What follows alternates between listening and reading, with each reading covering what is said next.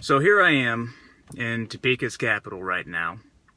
I just left the pro-cannabis rally, and things like this that I go to, it's always with a heavy heart, because I get to hear from people here in Kansas who are unfortunately affected by our state's prohibition laws. And one of the stories that I had to share with people, and had I have typed this up, I don't think anybody would have actually read it. But one of the stories I heard today was a registered nurse who is facing 9 years in prison for a crime she didn't commit. And to give you an idea, people, for whatever reason, seem to think that my support for legalization here in Kansas has something to do with my own personal use.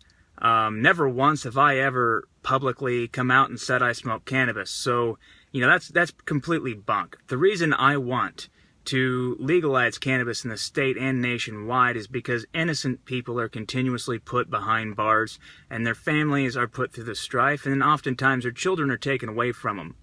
And the story I heard today was absolutely heartbreaking, and I had to do everything I could to hold back the tears when I was listening to it. So this lady, she's a registered nurse. She comes home to find a box on her step that was delivered. She did not sign for it. And she brings it into the house, never opens it, and within 5 minutes of her walking into the house, her door is kicked in and her house is raided. Now, it turns out that the police officers who raided her home knew for a fact that she was not the person who ordered this package, and that in fact the person who sent the package did so because they intended to pick it up before the homeowner came home. They knew this. Let me state that this is actually written down. They knew that she was innocent of this particular crime. Inside of the box was something like, 25 pounds of marijuana. So what she is facing right now is, A, she's going to potentially have her children taken away from her for child endangerment. And she's facing 98 months in prison for a crime she essentially did not commit. Now, this is a woman who has devoted her life to helping the sick and dying, and our state wants to put her in prison. That's why we fight.